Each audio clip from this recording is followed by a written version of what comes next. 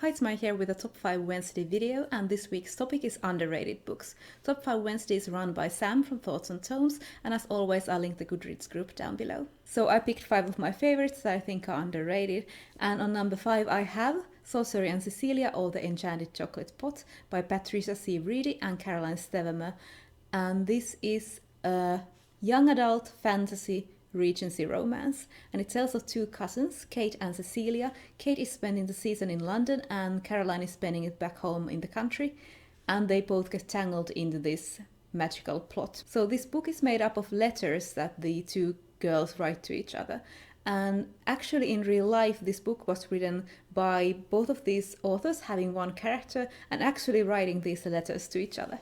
On number 4 I have Kieran Gillen's and Jamie McKelvey's run of the Young Avengers from Marvel, and you might know the names because they are the creators of the Wicked and the Divine comics. And this is the first thing that I read from them, and also the first Young Avengers comics that I read. These are fun and colorful, and they feature teen superheroes. From the original Young Avengers group there's Kate Bishop, who is Hawkeye.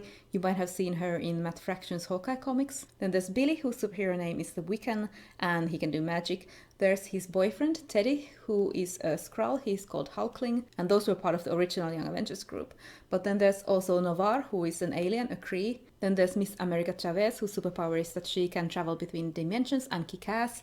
And there's Kid Loki, who is the kid reincarnation of Loki from Marvel Comics. And together they make the Young Avengers. The actual story is about a spell of Billy's that goes wrong, and as a result there's this alien being who wants to capture them, and she can control all adults. So adults will go crazy around them and just try to get them, so they have to stay away from all adults. And it's just fun and colorful, with gorgeous art as always from Jamie McKelvey, with great colors from Matthew Wilson. And I just fell in love with the characters. They're a lot of fun, and there are gay characters and bisexual characters in this comic. I think a lot of young adult readers, especially on Booktube, would enjoy these.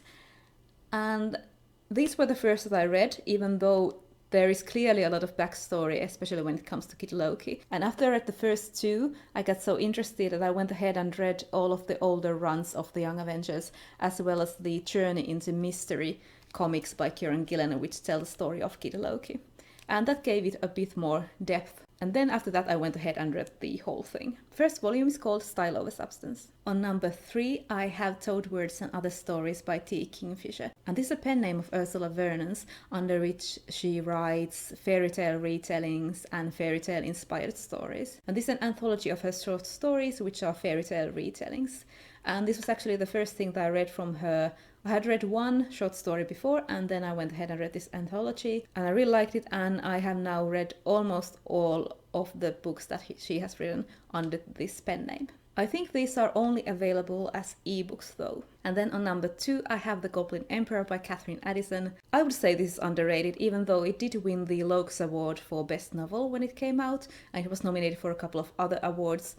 But I think more people should read this on Booktube. So this is the story of Maya, who is a half-elf, half-goblin son of the Elven Emperor, and he lives alone with his cousin in this faraway mansion, up until his dad and all of his full elven brothers die, and Maya is suddenly the emperor and has to move to the capital and learn to be an emperor. While there are plots around him, some people might not want him to be the emperor, and some people want to win over his opinion and his good favor.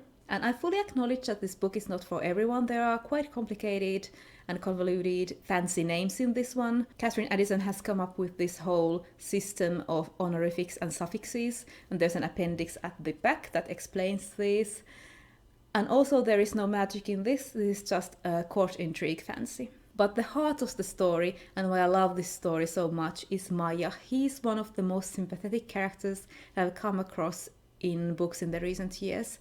And I just love him with all my heart, and that is why I recommend this book. And on number 1 I have a graphic novel that I think might not come as a surprise to some of you, and that is the Courtney Crumrine series by Ted Nafee. I have here my favorite volume, which is volume 2, Courtney Crumrine and the Coven of Mystics. So this is a graphic novel series that I think is aimed at about 12 to 14 year olds, but I still highly enjoyed this, and it gets pretty dark in some places. It tells of Courtney, who is this curmudgeon-y, about 12-year-old kid, I think, who moves with her parents to live with her great uncle Aloysius, who is a warlock. Courtney gets tangled up in this town's warlock politics, and there are warlocks, witches, night creatures. There is a doorway to Fairy not far away from where she lives. There are scary night creatures, there are funny night creatures. And what I especially love about this book is the character of the great uncle, Lucius Crumrine. And I love how this older character and this young kid are paired to be this badass duo. I think that's something that you see rarely in stories. Here's an example of one of the creepiest night creatures, Rawhead and Bloody Bones, in this comic, so you might be aware that this does have some scary stuff in it as well. And I have made a video which is a full overview of the series with no spoilers, and if you're interested, I recommend that you go check that one out. So that was my top 5 Wednesday. I hope I inspired you to look into at least one of these books. I hope you enjoyed this video. Go ahead and subscribe if you want to see more, and I will see you in my next one. Bye!